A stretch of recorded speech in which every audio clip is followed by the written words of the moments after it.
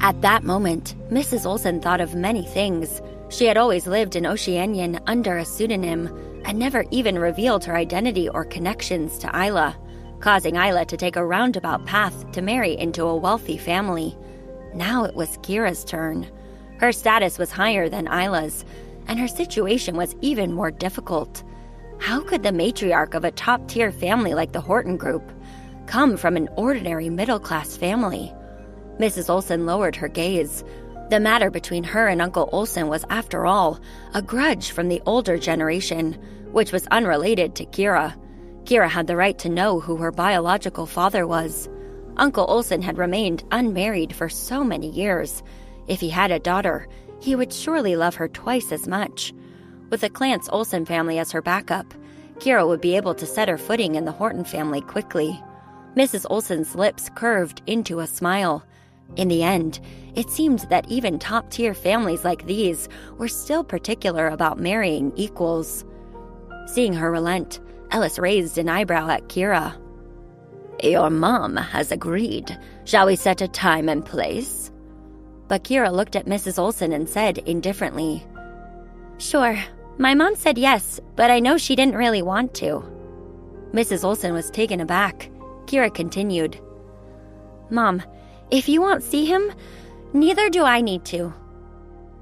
Upon hearing this, Mrs. Olsen gazed at Kira and saw her standing there with an air of casual grace. She suddenly laughed.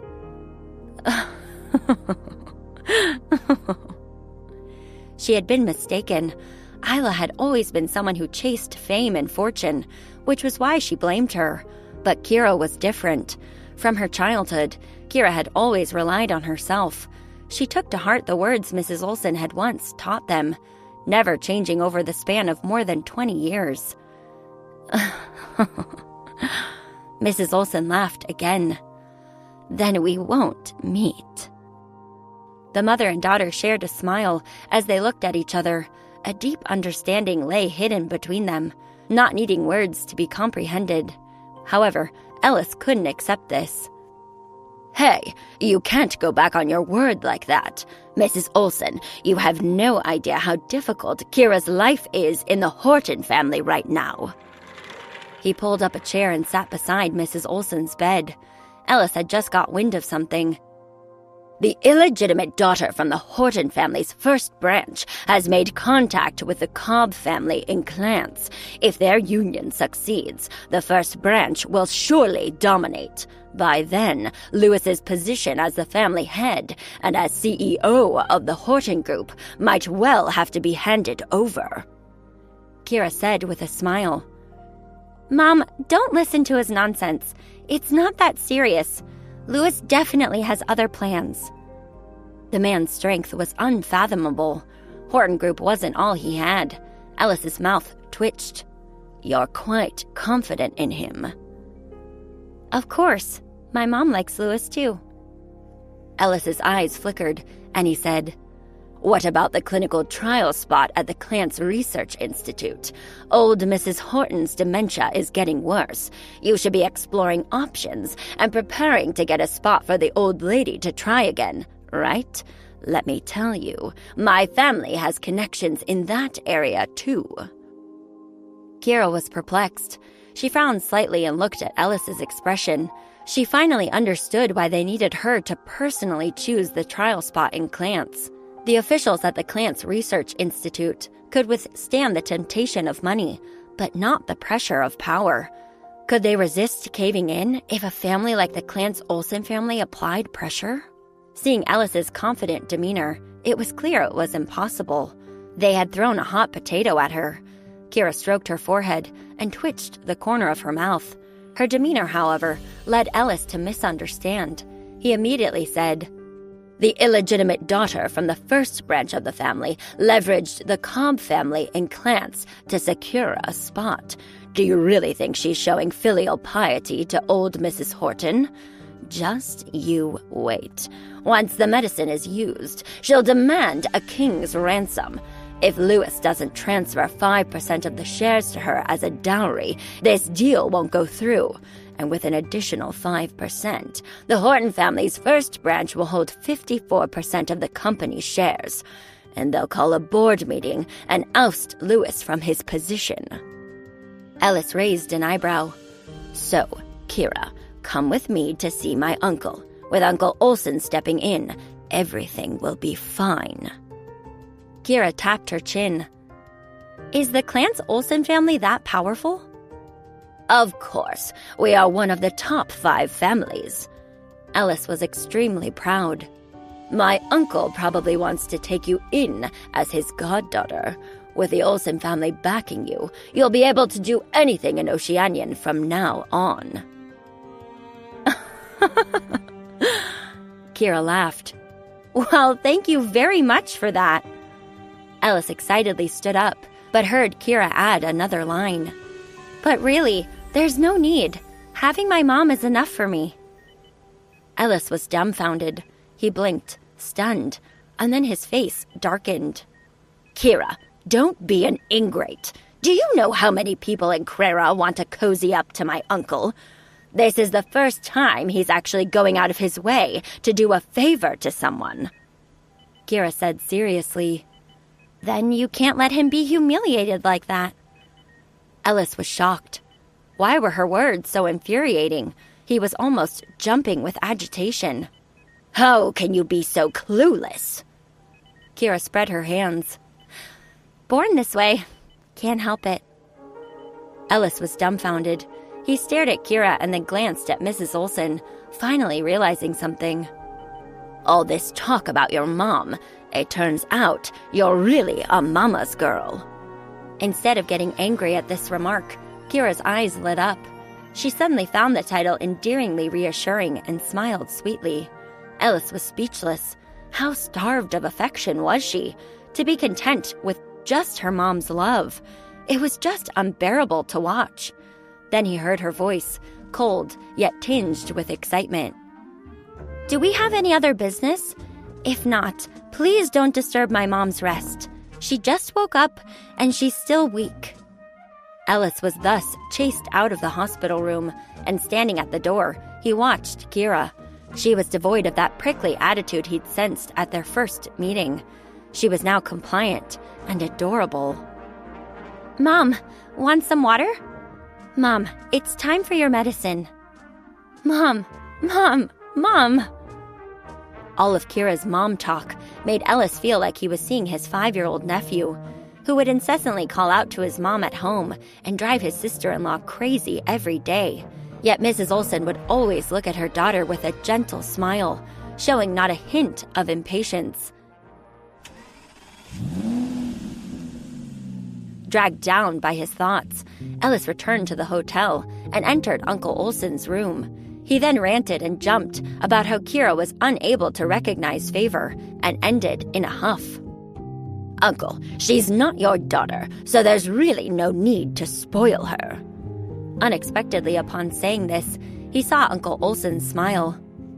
Her temperament is indeed very much like Miss Jody's. A sudden sense of foreboding washed over Ellis. Sure enough, the next moment he heard his uncle say, Since she's unwilling to meet me, then I'll have to go to her. Ellis was stunned. Where will you meet her? Uncle Olsen pondered for a moment and then smiled.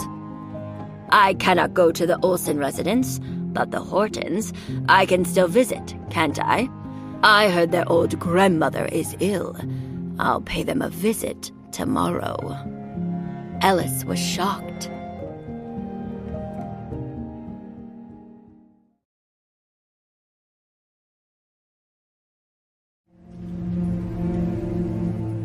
Kira didn't leave the hospital ward that night, even when Taylor came back in the evening, and Mrs. Olsen asked her to return to the Horton family. Kira didn't agree. It wasn't until the next morning that Mrs. Olsen's health had fully recovered. Kira handled her discharge procedures, and after sending her back to the Olsen family, Mrs. Olsen once again pressured her to return to the Horton family. Old Mrs. Horton was still seriously ill, and Kira was also full of concern.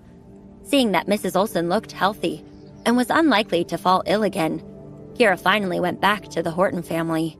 When she arrived at old Mrs. Horton's courtyard, Kira found Nathan, Oliver, and Jake still standing guard here, and she immediately noticed an additional woman in the living room.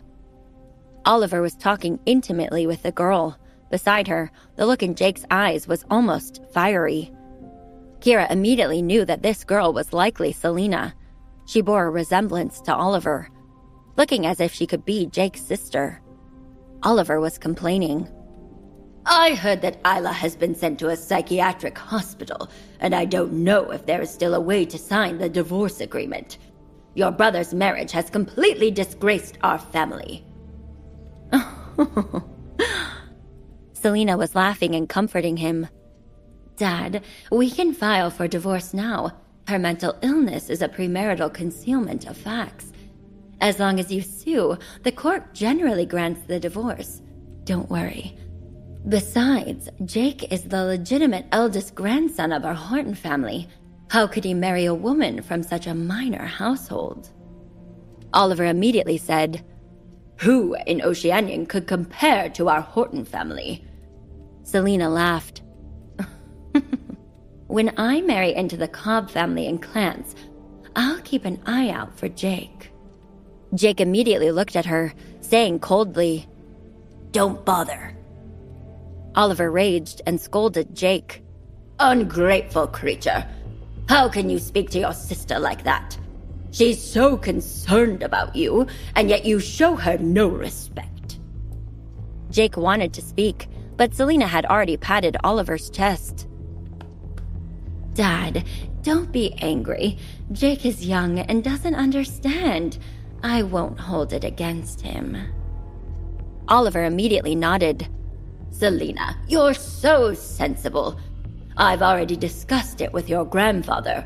When you come back this time, you'll stay with the Horton family. Smiling, Selena tactfully declined. Forget it, Dad.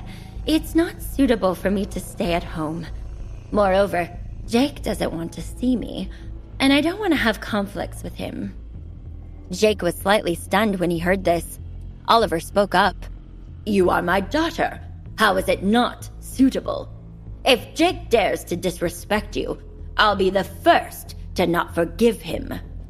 Kira wasn't interested in these matters of the first branch of the family, and she headed straight to old Mrs. Horton's bedroom, wanting to see how the old lady was doing. Unexpectedly, Selena changed her tune and directly targeted her. Actually, I have an idea that could avoid conflicts with Jake, but I'm not sure you would agree. Aunt Kira? Kira was perplexed. She paused slightly in her steps and turned her head to look at Selena with a frown.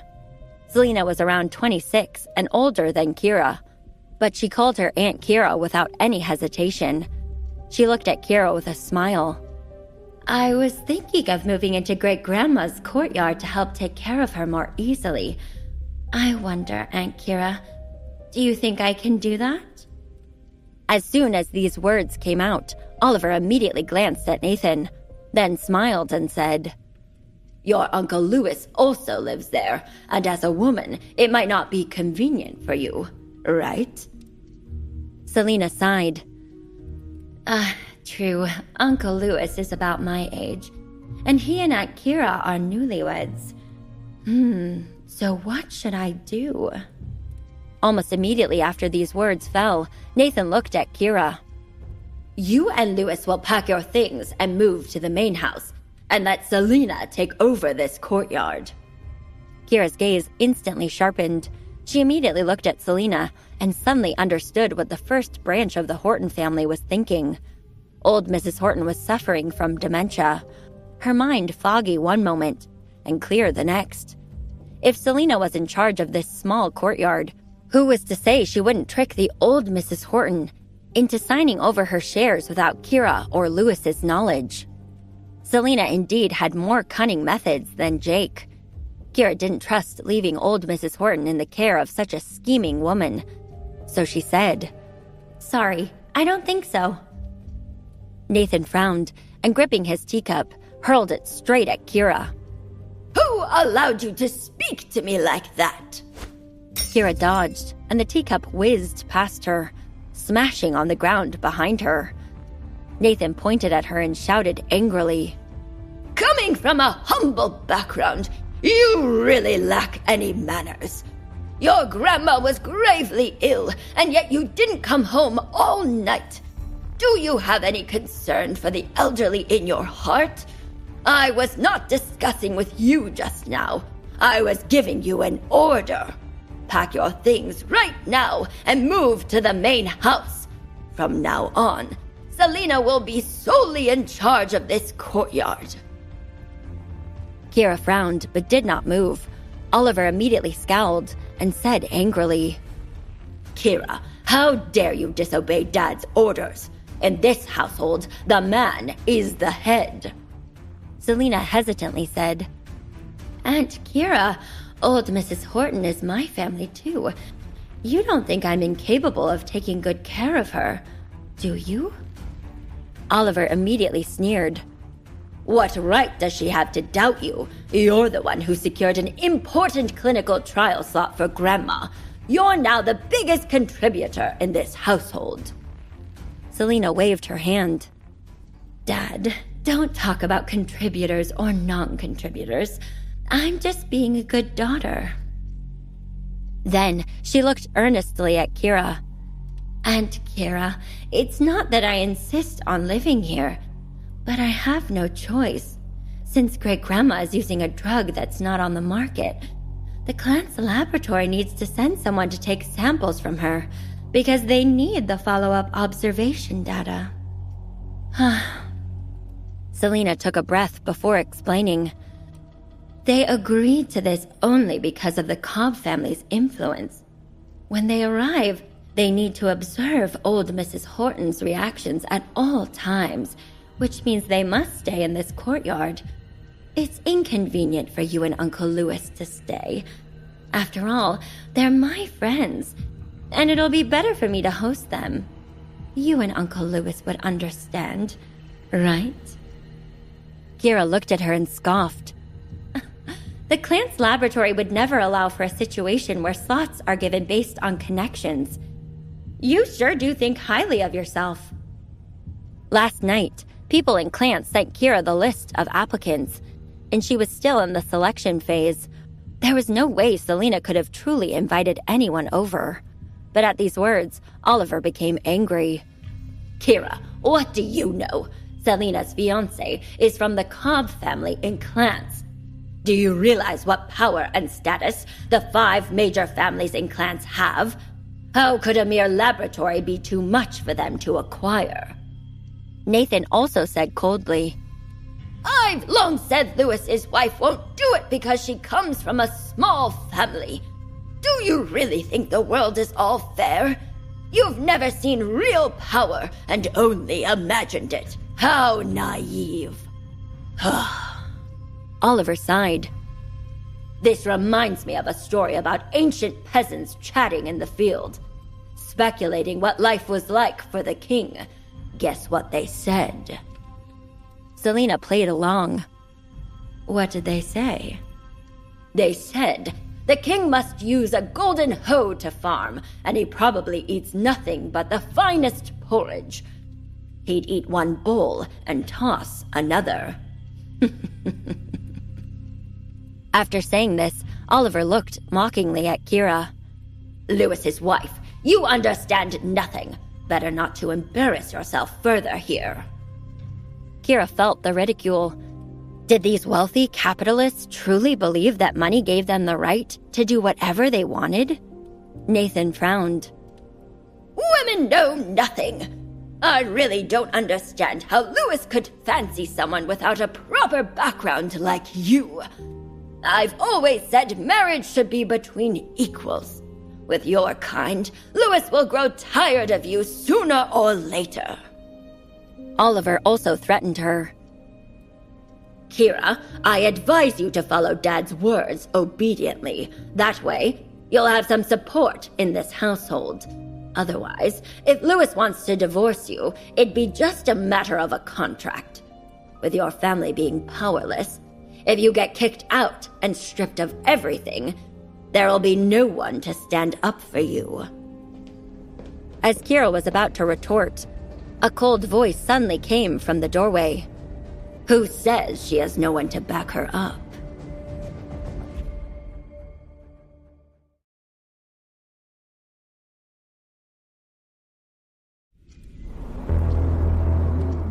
Kira suddenly turned her head, only to see a tall figure wrapped in the cold wind entering the room.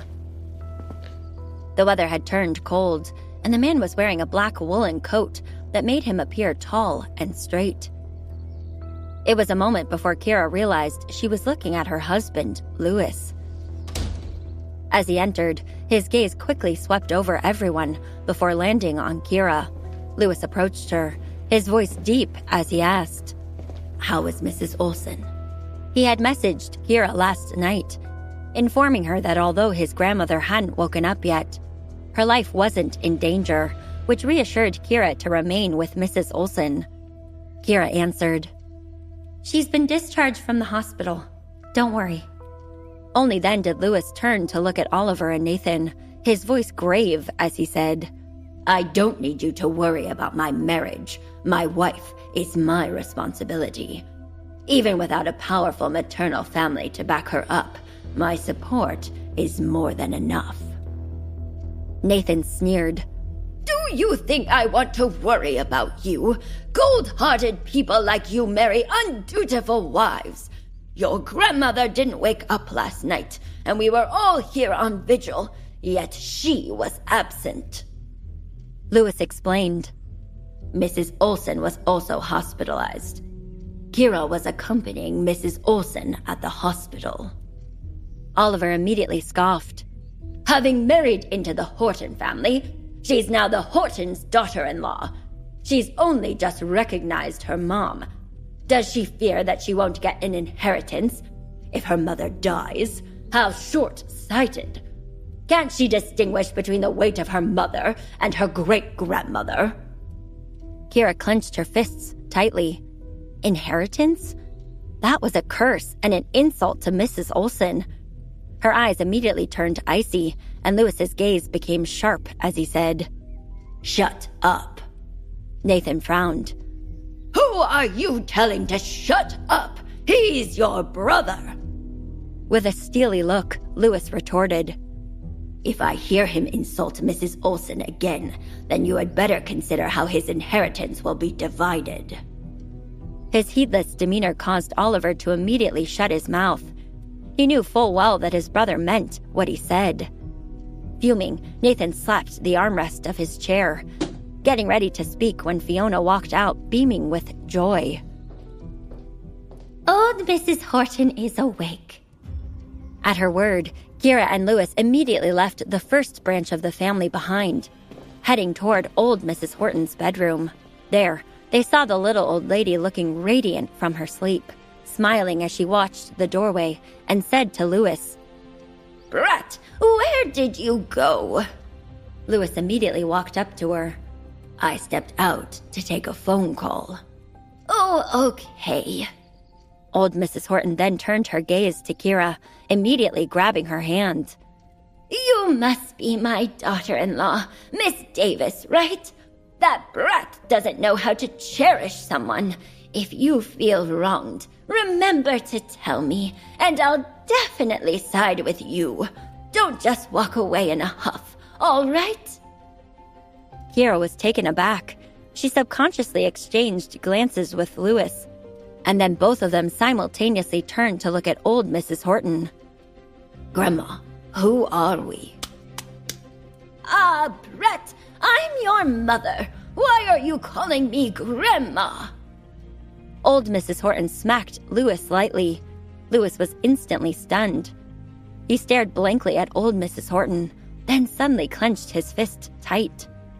Old Mrs. Horton then held Kira's hand again. "Miss Davis, don't just stand there. Sit down. You're carrying a baby. It doesn't matter whether it's a boy or a girl. After you give birth, I promise to love them for a lifetime." Louis's eyes reddened slightly, even though Grandma no longer recognized him. She was still concerned about him. Just as he was thinking about this, the members of the first branch of the family had already joined them, with Nathan saying, Mother only remembers me." Oliver immediately added, "Of course. After all, Dad, you're her only son. She may dote on Lewis, but it's only because Lewis is your son." Nathan smiled upon hearing these words.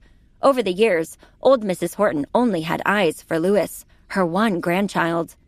Paying no heed to him or the first branch of the family, unexpectedly, as her mind became muddled, she still harbored him in her thoughts. Pushing Lewis aside, Nathan stepped up to old Mrs. Horton. "Mom, how are you feeling?" Old Mrs. Horton immediately frowned. "Horton? Weren't you dead? How come you are still alive? Did you rise from the grave?" Nathan was dumbfounded. He twitched the corners of his mouth. "Mom, I'm Nathan." "What kind of joke is this?" Old Mrs. Horton waved her hand dismissively, pointing at Lewis as she said, "My son is handsome and dashing. How could you be that old codger? Just by looking, one can tell that you're up to no good." Nathan was shocked. Everyone in the room struggled to suppress their laughter, except for Kira, who frowned slightly. The old lady's dementia was getting worse, her memory regressing to when Nathan was young. It seemed that medication was a must now. With that thought, she took out her phone and prepared to message the person in charge in Clance, when she received an InstaChat message. "Director Nora, hello. We're about to arrive at the Hortons in Oceanian to deliver the medicine." Locals in Clance referred to Kira as Director Nora. Kira breathed a sigh of relief. It seemed the medicine would be delivered today. Just as she had this thought, Selena said, "Grandpa, don't be angry. Great-grandma is just ill." "Oh." At that, Nathan frowned, followed by a sigh. "I don't even know if she can remember me." Nathan also had feelings for old Mrs. Horton. After all, she was his own mother. Moreover, with his father having passed away early, it was his mother who raised him single-handedly. The Horton Group initially started out with his mother's hardware trading business. And later, when Nathan and his mother had differences in company management, she voluntarily stayed at home and stopped intervening in the company's affairs. Even so, several of the company's veteran figures were once her subordinates. It was because of this that old Mrs. Horton held 30% of the shares in the Horton Group, as well as many people's respect. This was why Lewis was able to take control of the Horton Group immediately after returning to the country. His takeover was supported by old Mrs. Horton. Therefore, Nathan had a love-hate relationship with the old lady. Nathan looked directly at Selena. "That medicine you spoke of, does it really work?" Selena said, "Grandpa, up until now, Nora has created 15 successful experimental medicines, and the ones that have launched received great responses. This dementia drug was reportedly studied by Director Nora for a very long time." As she spoke, her phone pinged. Selena glanced at it and immediately exclaimed with joy, "Grandpa, the laboratory staff from Clance are at the door. I'll go welcome them in right away." After saying this, Selena left the room. Watching her leave, Nathan glanced toward Lewis and Kira, unable to help himself from scoffing. "You two better treat Selena well in the future, especially Lewis. She has even managed to procure a hard-to-find medicine for your great-grandma. You owe her a favor." Kira scoffed. "That's not quite right. Mrs. Horton is just Lewis's great-grandma? Isn't she also Selena's great-grandma?" Kira truly found it amusing. Nathan immediately glared at her. "Such disrespect! How dare you talk when your elders are speaking?" Oliver immediately said, "Dad, don't be angry. I think Lewis's wife feels you're biased towards Selena." "Kira, if you could be like Selena and find special medication for your grandma, I would be biased toward you as well," Nathan scoffed. "Huh, but you, with neither connections nor family background, can you do that?" Kira narrowed her eyes at this. "Who says I can't?" With that, Selena ushered in the researchers from the Institute from the doorway. What would the Horton family say if they learned that Kira was actually the famous director Nora?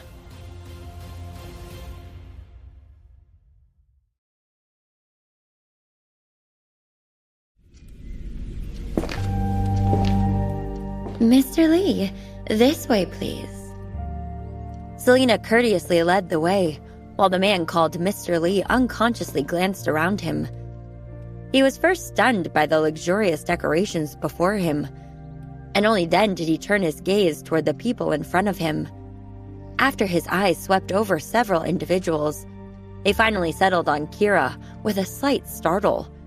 He had been fortunate to see Nora once before, although it was only a profile, and the person in front of him bore a resemblance to Nora. Kira also looked toward the person from the Research Institute, frowning slightly. The dean of the Clance Research Institute was named Corey Mills, whom she had always known and who was the one to bring her medication. But why was this unfamiliar Mr. Lee the one who had walked in? As she was pondering this, Selena had already begun to introduce him. "Grandpa, Dad, Uncle, this is the Mr. Lee I mentioned. He's the cousin of my boyfriend and currently works at the Institute." After that, Selena smiled at Kira. Kira, you mentioned before that you've submitted Grandma's case to the Research Institute, but they're very strict with their selection and don't allow pulling strings. Truly, that's the case. Just now, Mr. Lee was telling me how the Clance Olsons, one of the 5 major families of Crera, suddenly asked for slots from their dean, fearing a conflict of interest. Dean Mills got so frightened that he rushed to Oceanian overnight. So this time, the trial drug slots are indeed difficult to come by. Upon hearing this, Mr. Lee quietly let out a sigh of relief. If Nora wanted a slot, wouldn't she just need to say the word? Why would there be any need to submit a resume? It seemed he had misunderstood. Mr. Lee then said with a smile, "Mainly because the medication developed by Nora this time is quite expensive, so the headquarters only allocated Crera 50 slots, all of which are personally chosen by Nora herself. It's nearly impossible to get a slot through connections. If I hadn't been moved by Miss Horton's devotion to her family, I wouldn't have begged the dean to give me a slot." Selena quickly said, "I really can't thank you enough, Mr. Lee. I know how hard it is to obtain this slot. You've really done our family a huge favor this time." Oliver and Nathan also promptly expressed their gratitude to Mr. Lee as well. While everyone was exchanging pleasantries with Mr. Lee, Kira glanced at the case in his hand. Then she sneered softly. This drug is indeed the special medication that Kira had developed while she pretended to be Nora, even bearing the logo of their biotech company. The Clance Research Institute was involved in underhanded dealings? While they were still contemplating, Mr. Lee said, "The medication Nora developed this time is very effective. Why don't we administer a dose to old Mrs. Horton and give it a try?" So everyone stepped aside, allowing Mr. Lee to approach the sickbed.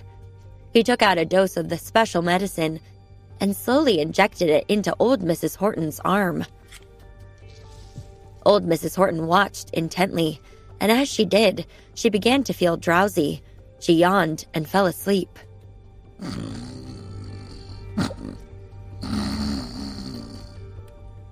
Mr. Lee explained, "Nora's medication has a sedative effect, which is designed to let patients recover their intelligence while asleep.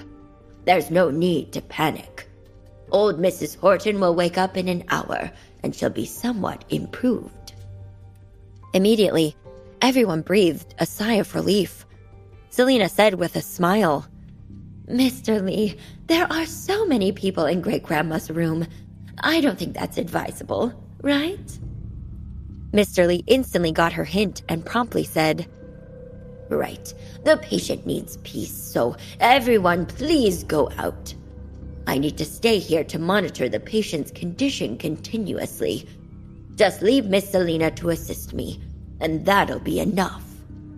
Upon hearing this, Kira narrowed her eyes. Were they planning to keep the old lady under their control again? She immediately spoke up. Whatever data you need, I can help record it. At this, Selena butted in.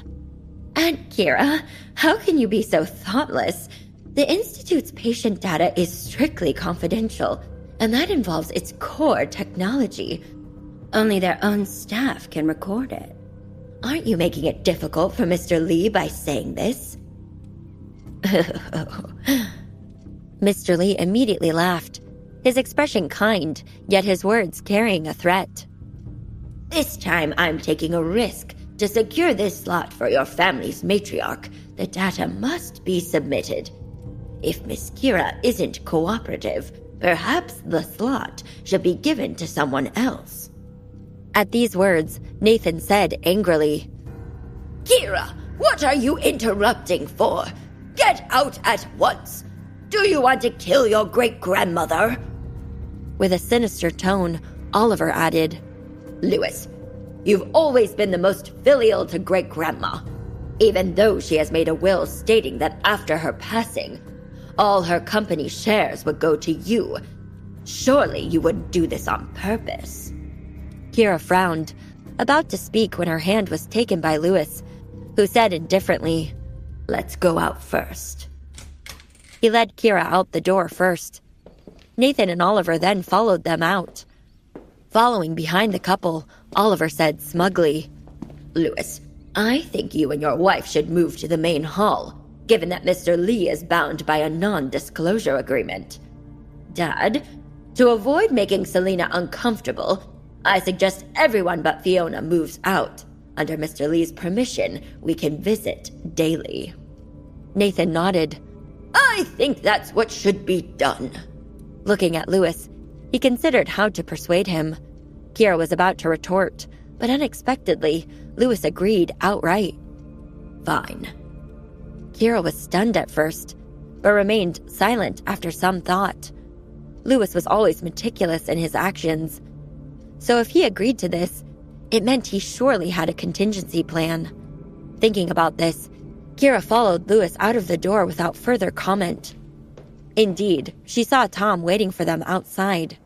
As Kira approached, she looked straight at Lewis. Spilett, what are you up to? Do you really trust them with great-grandma? Meanwhile, outside the Horton estate, a black luxury car was parked there with Uncle Olson in the back seat. Ellis immediately hopped off the car and knocked on the large iron gate. Who is it? Shouted the Horton family guard. Ellis smiled. Tell Lewis that Uncle Olson has come to visit.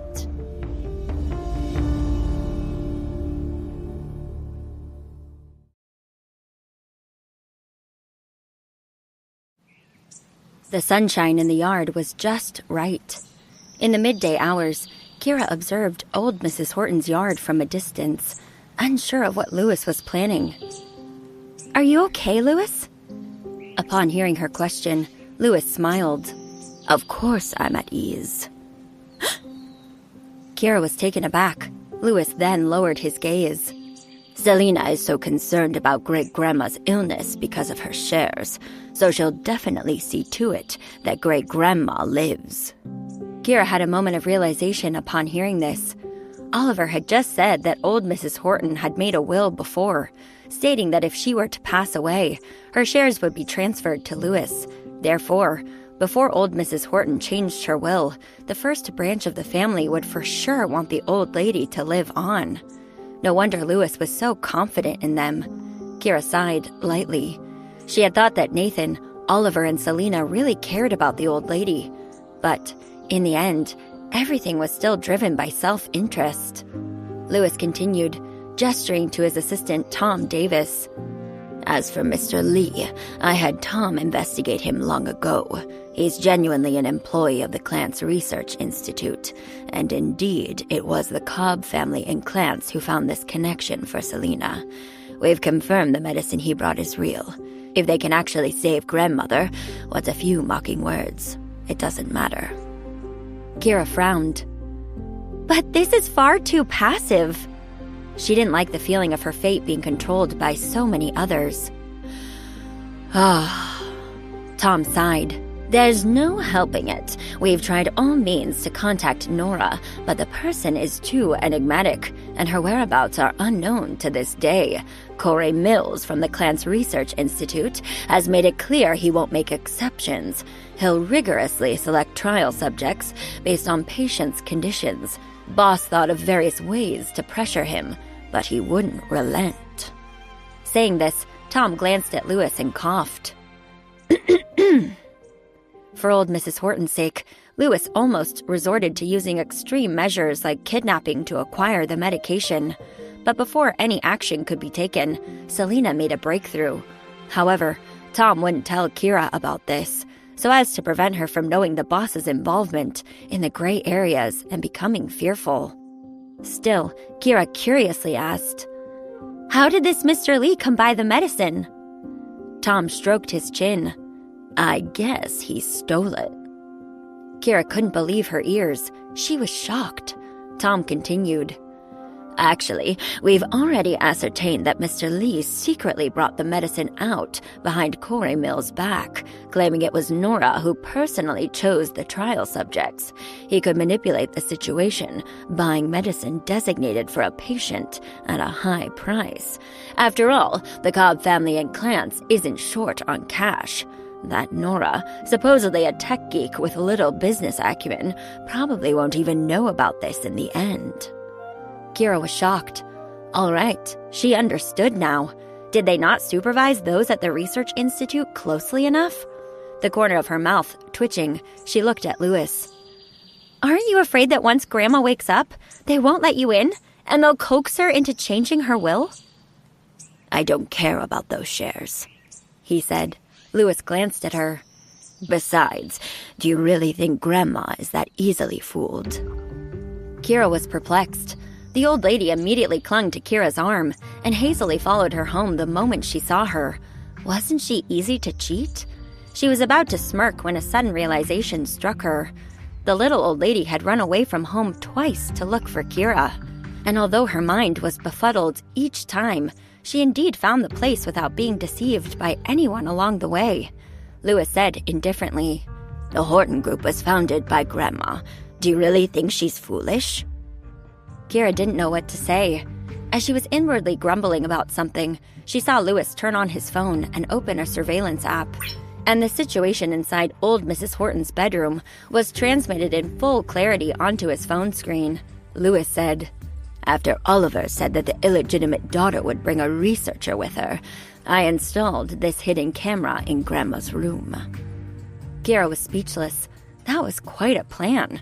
Before she could say anything, she saw movement in the camera feed.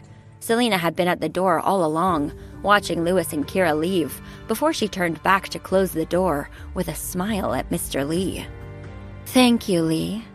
"Hey, you're about to marry my cousin, so we're family. No need for formalities."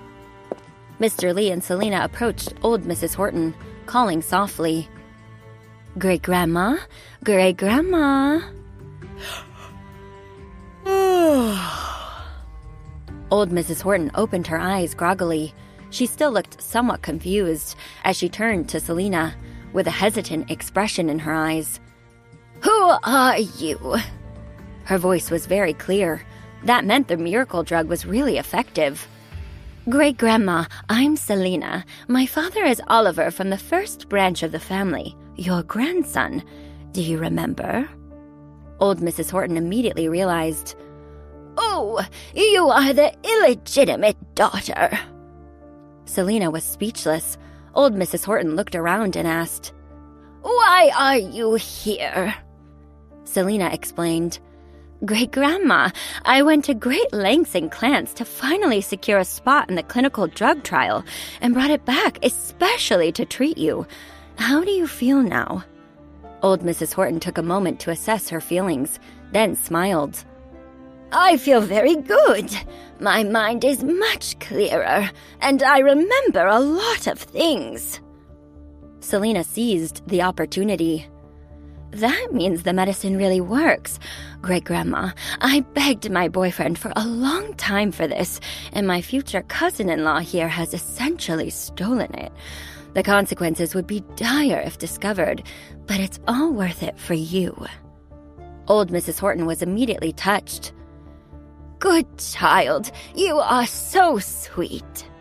Selena took the chance and asked, "I'm about to marry into the Cobb family in Clans, but my dowry seems a bit meager. Great-Grandma, I heard that when the younger family members get married, you give them shares. When it's my turn, will you treat me the same?" Old Mrs. Horton hesitated slightly. "Would I give away shares? I don't seem to remember that." Selena didn't know what to say. The confusion on old Mrs. Horton's face intensified. "Oh, wait, let me ask that brat. Oh, I mean your uncle about this. If it's true, we can't let such a good child like you be mistreated." Selena was dumbfounded. "Oh, dear, why am I feeling a bit sleepy? Dear child, don't disturb me. Let me rest a bit more." Watching Selena's speechless expression on the phone, Kira couldn't help but laugh. The old lady really knew how to act. Just as she was thinking about this, the butler ran over, panting. "Mr. Horton, someone is knocking at the door. Uncle Olson is here for a visit." Upon hearing this, Lewis glanced at Kira and then said promptly, "Please let him in."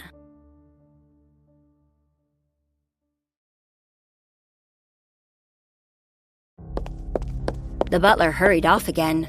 Lewis wanted to follow, but then he stopped in his tracks and turned to Kira. "When I was a child abroad, I learned some skills from Uncle Olson, and he's half a mentor to me." Kira immediately understood. Lewis knew she didn't want to see Uncle Olson, so he took special care to explain that he had no choice but to see him. Kira smiled, very understanding. "Got it. It's fine. Go ahead." Lewis then squeezed her hand and turned to stride out of the room. Kira stood at the door for a while, then looked at her phone and saw the message from Corey Mills. "Director Nora, I'm at the gate of the Horton residence. Should I come and pick up the medicine, or should the guard let me in?" Kira stared at the message for a while. Since Lewis was aware of the situation and old Mrs. Horton was fine, she figured it was better to keep her identity secret for now. The identity of Nora was just too sensitive. In recent years, everyone had been paying more attention to health, and viruses had been erupting all over the world. The problem was that the drugs she had developed over recent years were too effective, and she had almost become a target for many big shots, to the extent that she saw on the dark web that a queen from a country too dangerous to name had publicly announced she would do anything to get Nora, even kidnap or deceive her, just to have Nora come over. Kira certainly didn't want to spend the rest of her life restricted and used as nothing more than a drug research machine. She had just recognized her mother and encountered love, feeling that life was fulfilling. With these thoughts, Kira replied to the message, sending the location of her private restaurant, Fragrance House. "Let's meet here tonight." She had to talk to Corey Mills about the problem of some people pilfering from the research institute. After sending the message, she put down her phone and re-entered the living room. Oliver and Nathan seemed to have heard the noise outside, and both stood up excitedly as soon as Kira entered. "Was that Uncle Olson just now outside, as they said?" Kira shrugged. "Seems like it." Nathan immediately said, "It really is him. He's an honored guest in our family." The Olson family was one of the 5 major families of Clance, a family that could rival the Davis family. The Horton group was aligned with the Allen family. Nevertheless, the power of the Allen family couldn't compare to that of the 5 major families. So if the Hortons could get connected with Uncle Olsen, they wouldn't have to fear the repression of the Davis family anymore. The joyful expressions of the two made Kira involuntarily purse her lips. Yet, Oliver's eyes suddenly shifted toward her, and he coughed before asking, "Uncle Olsen didn't come specially for you, did he?" Kira thought it unlikely. After all, would such a busy man have the time to be so idle? He was the one in charge of the entire Clance Olsen family. Just look at how busy Louis was every day. Kira said, "No." Oliver immediately breathed a sigh of relief. If Uncle Olsen really took special interest in Mrs. Olsen and backed up Kira, wouldn't that put the first branch of the family at a disadvantage again? He couldn't help but ask, "Uncle Olsen came to the hospital before, specifically for your mom. What's their relationship? Your mom isn't one of Uncle Olsen's mistresses, is she?" His question turned Kira's expression cold in an instant. "What nonsense are you talking about?" A dangerous aura of menace emanated from her. A few casual comments about her were okay, but insulting her mom was not. Oliver recoiled in fright at her reaction and stepped back, stammering, "If it's not, then it's not. Why are you getting so agitated? Besides, your mom's past her prime, and Uncle Olsen definitely won't be interested in her." Kira delivered a punch directly to Oliver's face, making his head turn, and his cheek instantly swelled.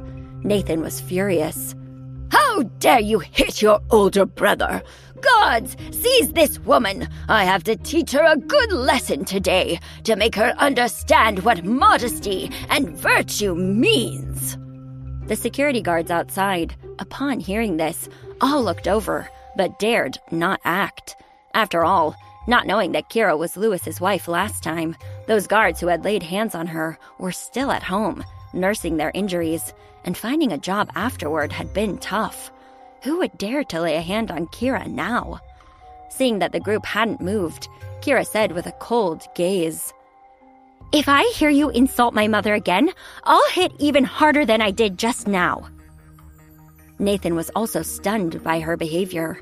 What kind of daughter-in-law threw punches so casually? It was as if they couldn't even touch her. He felt humiliated by the threat, and in a fit of anger, he stormed off. "Oliver, we have important guest arriving. Let's go welcome him. We won't hold her accountable for now. After everything is over, we'll teach her a proper lesson." The pain on Oliver's face was burning, and he even felt his teeth loosening. He could taste blood in his mouth, which made him especially furious. And yet, unable to defeat Kira, he could only glare at her viciously before heading toward the silent Jake.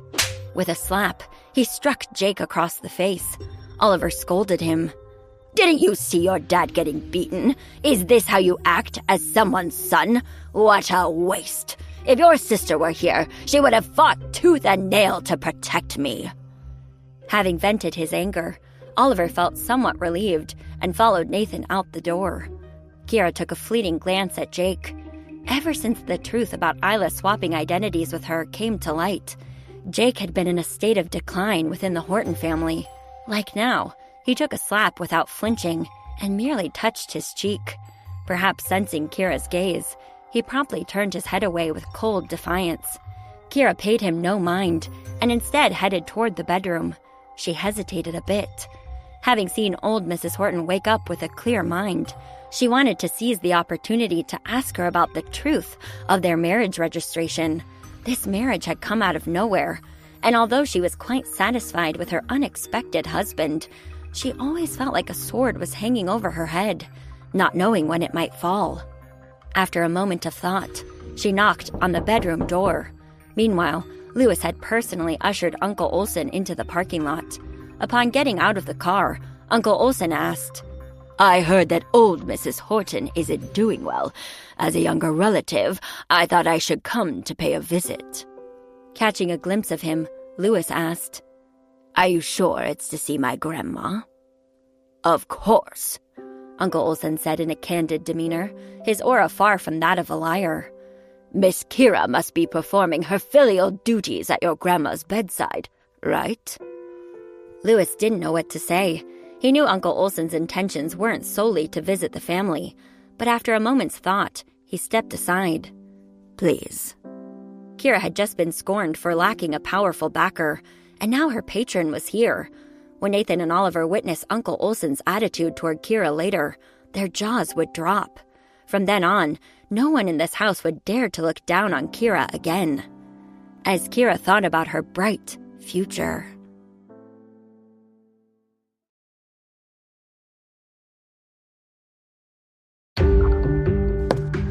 Kira stood quietly in front of old Mrs. Horton's room, tapping her foot to quell her anxiety. Selena and Mr. Lee opened the door, and upon seeing her, Selena smiled slightly. Aunt Kira, is there something you need? Kira said calmly, I have something to discuss with Grandma. Could you please step aside? Upon hearing this, Selena's expression flickered. Then she smiled and said, Mr. Lee is conducting a physical examination of Great-Grandma and recording data. It's not very convenient right now. Is that so? Kira's gaze turned colder as she looked at Mr. Lee. Mr. Lee, holding a notebook, arrogantly nodded at her. Yes, please excuse me. Kira sneered softly. Selena then glanced around the room until her eyes briefly settled on a potted plant on the balcony. She smiled and asked Mr. Lee, Can we have the clivia in Great-Grandma's room? Upon hearing that, Fiona immediately said anxiously, That clivia is old Mrs. Horton's favorite flower, and that plant has been cultivated to the highest quality. If sold, it could be worth millions. Selena's eyes flickered. Of course, she knew that. She remembered that Mrs. Cobb was particularly fond of clivia, and gifting that plant to her would be perfect. With that in mind, Selena gave Mr. Lee a meaningful glance. Mr. Lee then coughed. Indeed, having clivia in the room isn't ideal. It disrupts old Mrs. Horton's rest, and it could affect our data collection. Selena quickly said, Then let's move it to my room first. With a wave of her hand, the nanny who stayed behind to take Selena's orders immediately went to move the plant. Fiona's face showed a troubled expression as she looked to Kira for help. Kira lowered her eyes, finding Selena to be truly shameless. One potted clivia, which had no effect whatsoever on Grandma's condition, yet she made such a righteous fuss about it. Was it not just to appropriate Grandma's belongings? But she touched her chin thoughtfully, then stepped aside after a moment. What did it matter if it was moved to her room first? It couldn't escape the Horton family in the end. Once she ascertained whether Corey Mills and Mr. Lee were colluding, she would then deal with this matter. Seeing that Kira remained silent, Fiona could only suppress her distress and watch as they moved the plant. Be gentle. That flower is delicate. Selena greedily eyed the potted clivia. No wonder her father always told her to stay on good terms with old Mrs. Horton, the founder of Horton Group, who still held shares in Horton Group and received substantial dividends each year. Her private wealth was beyond count, and even a little bit slipping through her fingers would be ample for Selena to show off. Upon this thought, Selena looked around. She had just wandered through this room not long ago, and although it was merely a bedroom, it contained many items from the past. An invaluable jade bracelet had been carelessly left on the bathroom counter by old Mrs. Horton. An utter waste. Selena spoke with a smile. Let me tidy up Great-Grandma's room to prevent Mr. Lee from accidentally damaging her things. She called another nanny inside, pointing out the valuable items in the room. This, and this, as well as this, and this. Take these to my room for the time being. I'll keep them safe for Great-Grandma. Kira just watched as Selena cleared out all the valuable things from old Mrs. Horton's room, thinking this person really had no foresight. Fiona felt sorry for old Mrs. Horton. Gosh, that's really... I can watch over it for old Mrs. Horton. There's no need for you to do that. Selena looked at her gently. Fiona, I know you take care of great-grandmother's valuables, but after all, you are an outsider, whereas I am a member of the Horton family. After these words, Selina suddenly glanced at old Mrs. Horton's safe. She turned to Mr. Lee. Does this safe emit radiation? Isn't it also not good to have it in this room? Mr. Lee smiled. Senile dementia is mainly a brain issue. I see we have an electroencephalogram recorder here, which we can use. It's not best to keep metal items like a safe in the bedroom. Selina immediately called someone over. Then move this into my room as well. Fiona blocked the safe. Miss Selina, don't go too far. Selina said, I'm doing all this for great-grandmother's health. Fiona, as a housekeeper, don't you wish for her to regain consciousness soon? Or have you stolen from great-grandmother, which is why she's scared to wake up? Fiona was left speechless in shock. She had been with old Mrs. Horton for so many years, and this was the first time she had been accused of stealing. She looked at Selina in disbelief and turned to Kira with grievance. Mrs. Olsen, I didn't... Kira walked over and took her hand. I know, don't worry. With tears welling up in her eyes, Fiona spoke in a low voice. The documents in this safe are too important. We can't let them take it away. Kira's eyes flickered and she nodded. Then she turned back to Selina and said indifferently, The safe is too heavy. You probably can't move it. Selina scoffed. I'll call the security guards to move it. Kira raised her eyebrows. It didn't take long for Selina to call 2 security guards in. After the guards heard the order, they turned to see Kira standing cheerfully beside the safe, and their legs went weak. They then turned to Selina, stammering, Miss Horton, the safe is too heavy. We can't lift it. Selina was dumbfounded. Kira kept looking at her. If you want this safe, you and Mr. Lee can come and lift it. The smile on Selina's face didn't change as she spoke cheerfully. The safe probably doesn't have much radiation anyway. Let's forget about it. Kira let out a scoff. Meanwhile, at the parking area, Nathan and Oliver had already rushed over to the Olsen vehicle. Nathan immediately smiled at Uncle Olsen. Uncle Olsen, to what do we owe this honor? Uncle Olsen smiled back at him and then said lightly, I heard Kira, Mrs. Olsen's daughter, married Lewis. Thus, it is only right and proper for me to visit old Mrs. Horton and also to see how Kira is doing here. As soon as he said this, Nathan and Oliver's faces stiffened. They exchanged a glance. Uncle Olsen caught the wary look in their eyes and asked coldly, What? Is there a problem? Recalling his recent confrontation with Kira and the fact that he had insulted her mother, Oliver couldn't help wiping the cold sweat from his forehead. Of course not. You're most welcome. Uncle Olsen narrowed his eyes as he walked toward old Mrs. Horton's courtyard, casually mentioning to Lewis, Mrs. Olsen and I are old classmates, and her daughter. I came here today wanting to acknowledge her as my goddaughter.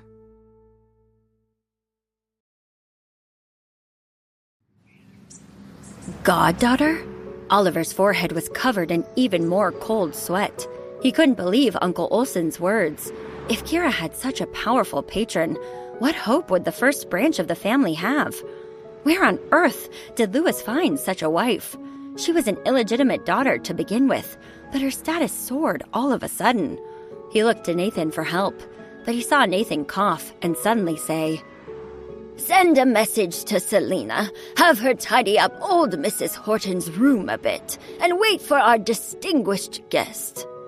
Oliver immediately understood his meaning and quickly took out his phone to send a message to Selina. Next, he heard Lewis ask, Uncle Olsen, are you having dinner here tonight? No, Uncle Olsen said. I heard that there's a famous private kitchen in Oceanian called Fragrance House, and Ellis has booked a spot for me. Lewis nodded indifferently and looked toward the courtyard ahead. He saw the affection that Uncle Olsen had for Mrs. Olsen and was quite touched by his one-sided protection of Isla at the beginning. He knew Kira didn't care about these things, but since Uncle Olsen was, after all, also his half-mentor, Louis didn't want to put him in a difficult position. If he wanted to meet, then let him meet Kira. A group of people swaggered into old Mrs. Horton's courtyard, and at that moment, Jake was alone in the living room. No one paid attention to him as they walked straight to old Mrs. Horton's bedroom. When Louis pushed open the door, Uncle Olsen's gaze immediately darted inside. However, he only saw Mr. Lee, a man, and Fiona, a 50-year-old maid, in the room. Aside from these two, there was no one else. Uncle Olsen was slightly stunned and frowned. Louis also looked at Fiona with confusion. "Where is Kira?" Fiona said, "Just now, Miss Selina said that old Mrs. Horton's medicine was missing an ingredient, so she took Miss Kira out to buy it." Upon hearing this, Oliver let out a huge sigh of relief. The message he had just sent to Selina wasn't actually about welcoming a distinguished guest, but to have her send Kira away, to prevent Kira from encountering Uncle Olsen. After all, this was the Horton residence. If Kira complained to Uncle Olsen and he were to erupt on the spot, what would he do? There was certainly a gap between the Horton family and the Clance Olsen family, not to mention Uncle Olsen's fame for having influence in both the underworld and legitimate businesses. It was better that Kira wasn't here. He said, "That's really unfortunate." "Ha." Louis, however, scoffed. Uncle Olsen also narrowed his eyes, looking displeased as he asked, "They went out to buy medicine. How long until they return?" Before Fiona could answer, Mr. Lee smiled. "The medicine I need here is quite a lot, and they likely won't find everything in one pharmacy, so it'll be a while."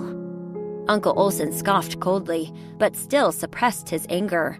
He glanced at old Mrs. Horton, exchanged a few words with Louis, and without staying any longer, got into his car and left.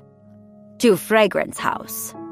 Meanwhile, Kira had been suddenly grabbed by arm by Selina and taken out through the back, then led around to various pharmacies to pick up medicine. By the time they reached the third pharmacy, Kira said casually, "Uncle Olsen has already left. Can we go back now?" Selina stiffened slightly. "Aunt Kira, what are you talking about? I don't understand." Kira scoffed. "That suitcase of yours, it's bigger than Isla's, isn't it?" Selina was startled. "What?" "You can fit more bullshit in it than she does." Selina, unbothered by the scolding, still smiled warmly.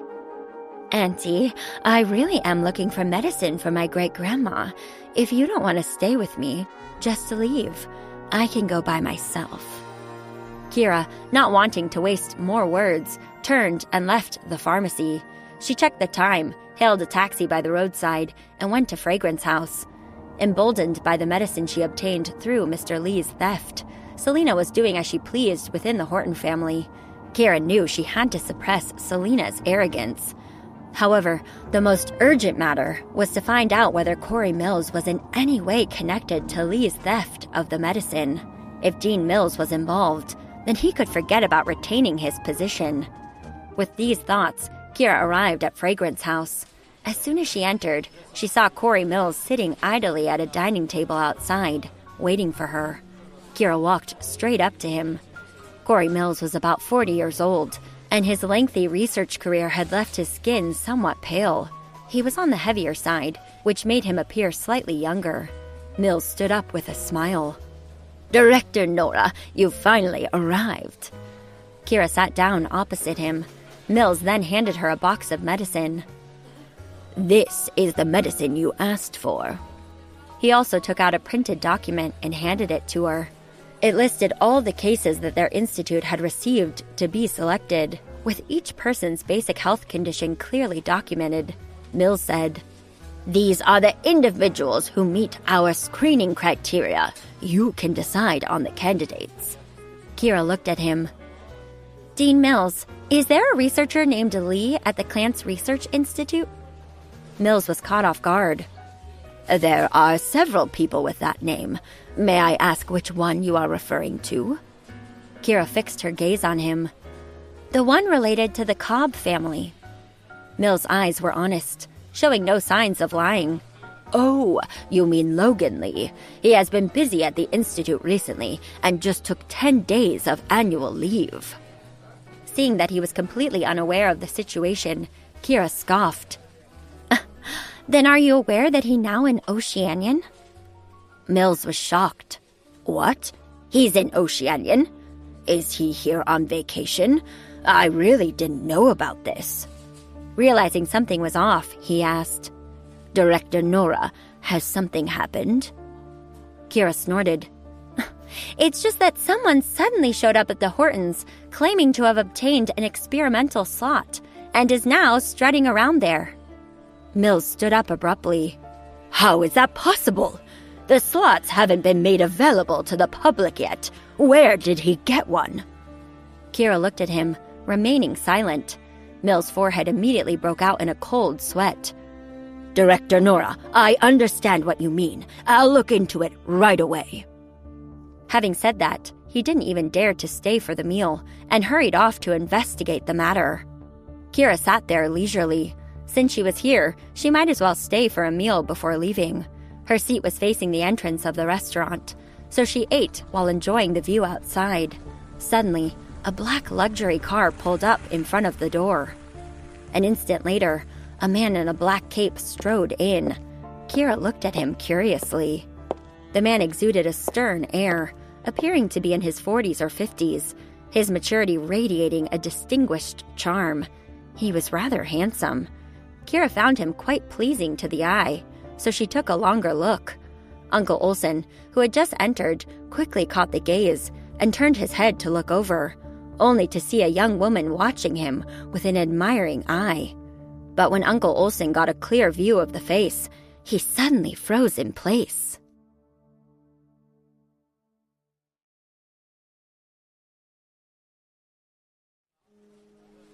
Uncle Olsen was a bit stunned.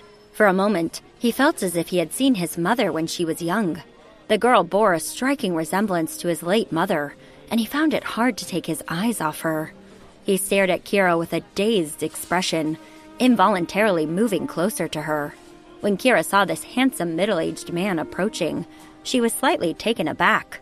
She looked around and saw that there was no one else.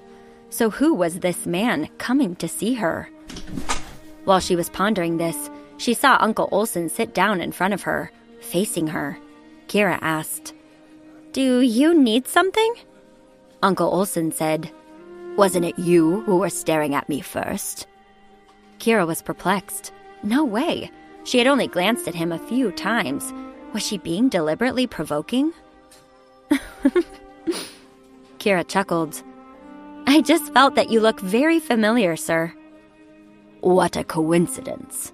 Uncle Olsen's voice was deep, with a hint of coldness, but his tone now seemed tinged with reminiscence. "Me too."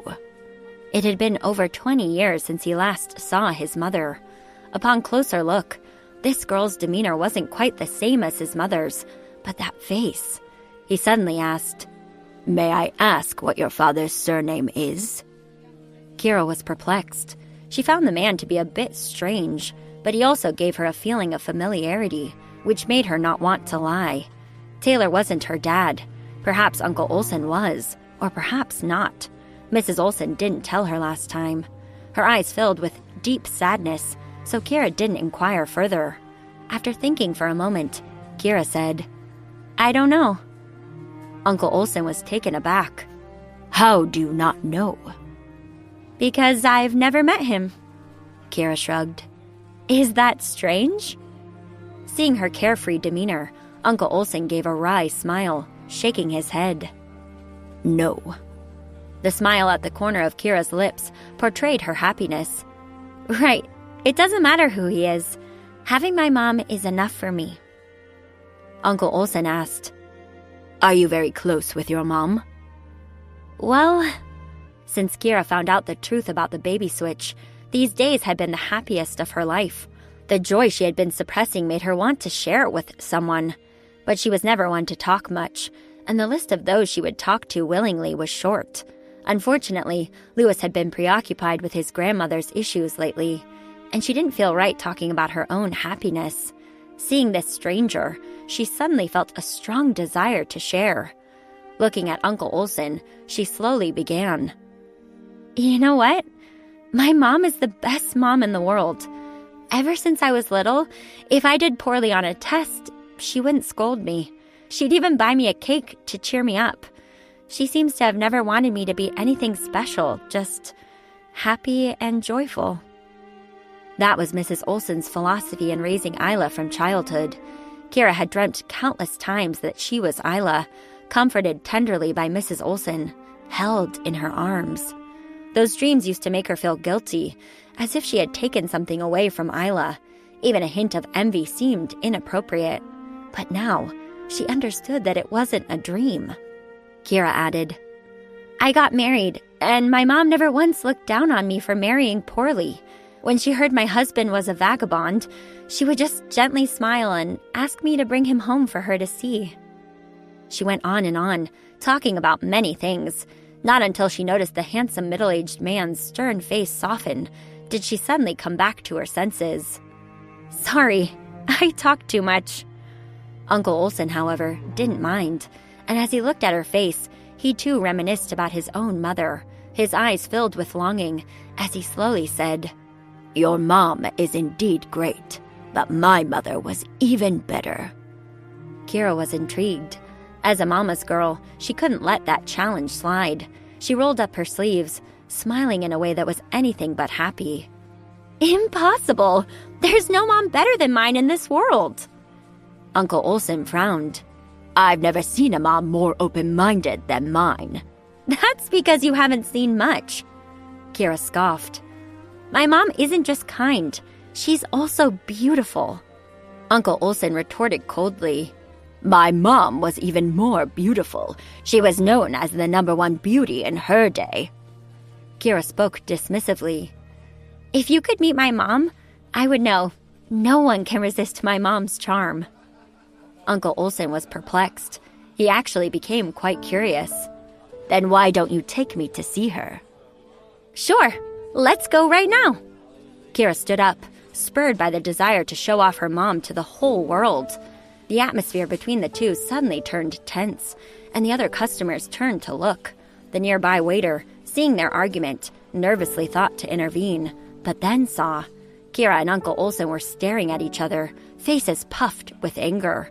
But then all at once, both burst into laughter.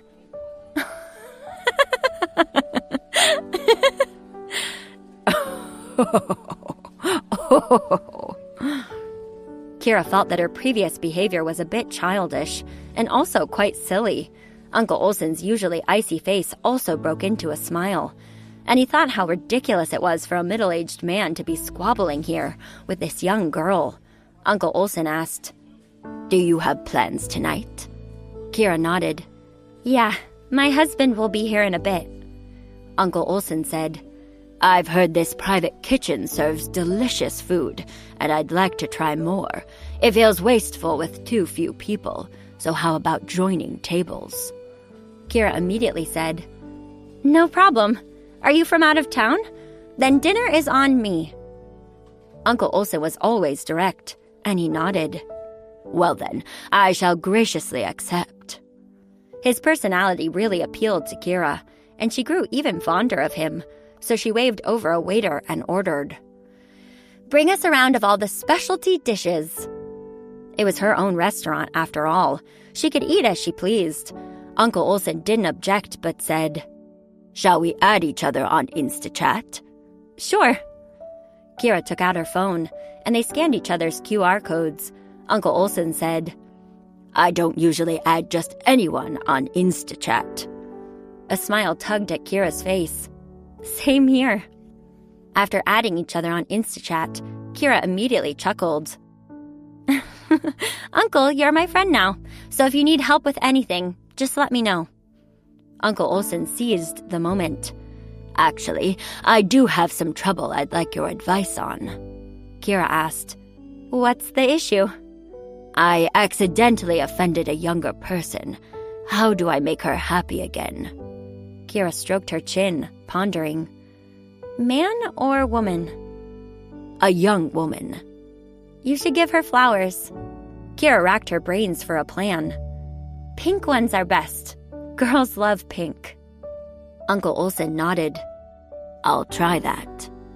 Okay, if she's not appeased, I'll come up with more ideas for you. Just message me on InstaChat then. Kira raised her phone and then noticed a message from Louis on InstaChat. I'm at the entrance. Are you in the lobby or a private room? Kira immediately looked toward the entrance and sure enough spotted Louis getting out of the car. Her eyes lit up and she waved at him.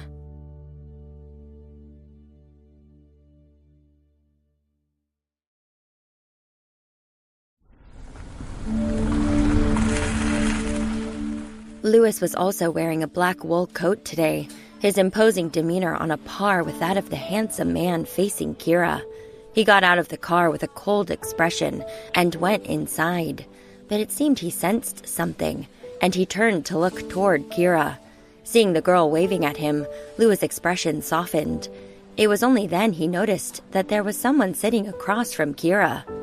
He was about to see who it was when his phone suddenly rang. Louis immediately answered, and a shrill voice came from the other side. Louis, where are you? I want to see you. Louis frowned. Sorry, I'm having dinner with my wife. Can you come over, please? Louis, when we were kids, you promised to marry me when we grew up. How can you not come? I'm waiting for you. Madeline started to cry, a sound that only made Louis feel waves of irritation. At 9 years old, he was sold by Oliver to traffickers and was detained in a mountain village with a group of children. At that time, all the other children were trembling with fear, crying out for their parents, all except for a 4-year-old girl who was different. She asked curiously, They're neither hitting us nor scolding us, and they even give us food. Why are you crying? That was when Louis started to notice her. Later, the traffickers saw that she was well-behaved and obedient, so they let her go outside to work and gradually began to trust her. She became friends with Louis. When Louis asked her name, she replied that her mother hadn't named her yet. At that time, he was almost shocked. A 4-year-old child who didn't have a name yet? How badly did her family treat her? No wonder she even felt that the traffickers were all better than her mother. As time went by, there were fewer and fewer children around, and Louis knew he couldn't wait any longer. Aside from his grandmother, no one in the Horton family genuinely wanted him back. He had to save himself. He asked the only little girl who could move freely to put sleeping pills in the traffickers' food. At first, the girl didn't want to do it. She said, Brother, the traffickers always let me eat half a loaf of bread at every meal. I don't want to go home. Do you want to go home? He answered, I do. The little girl fell silent for a moment. Okay, then I'll help you. She drugged the food and unlocked the door. All the children ran out. Louis also wanted to run, but seeing the little girl obediently sitting at the doorway, he asked, Why don't you run? I don't want to go home. But she had to go home. She was the one who had let all the children escape. If she stayed here, the traffickers would kill her. Louis grabbed her hand. Then come home with me. The little girl's eyes lit up. Okay. They walked a very long distance until the police found them and then used the child trafficking records to locate their homes for them.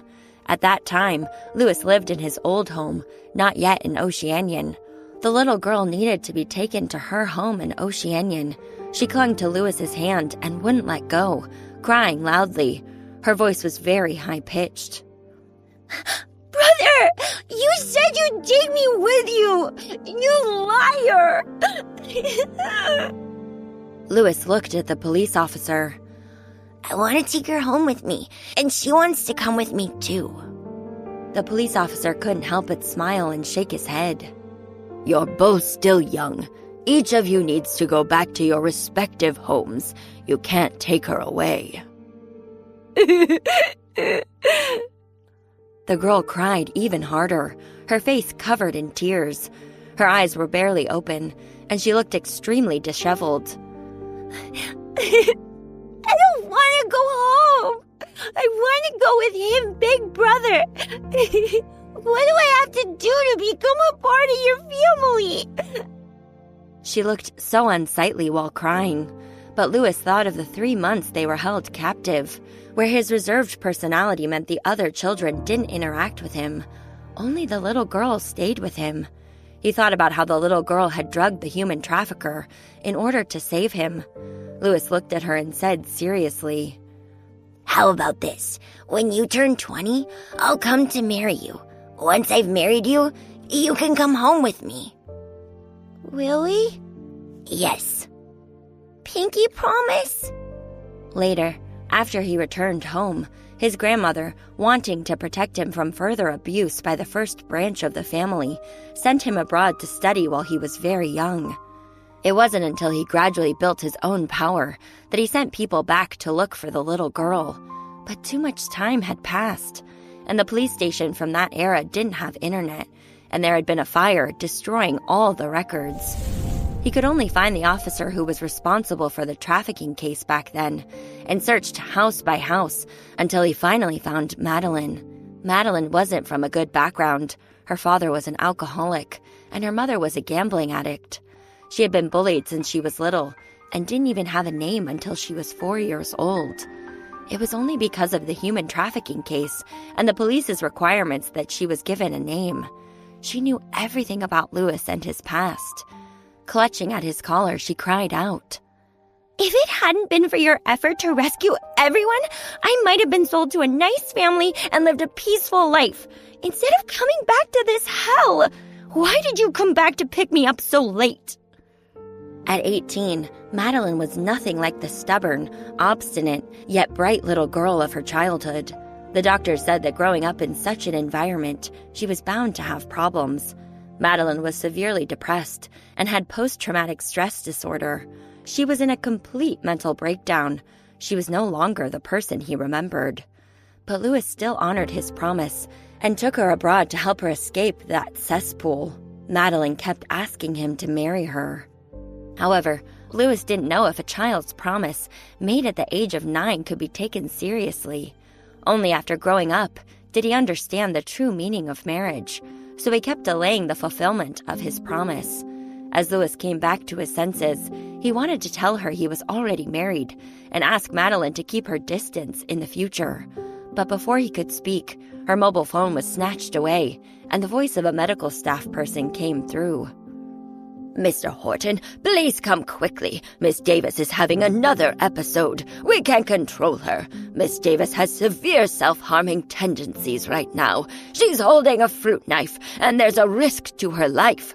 Only you can redeem her. She'll calm down only if you come. Louis took a deep breath, clenched his fingers tightly, and could only say in resignation, I'm on my way now. He turned and got into the car. In the end, the root of the matter was that he owed Madeline. After getting in the car, he sent an Instachat message to Kira. Sorry, something urgent came up. Kira watched him leave, still in a daze.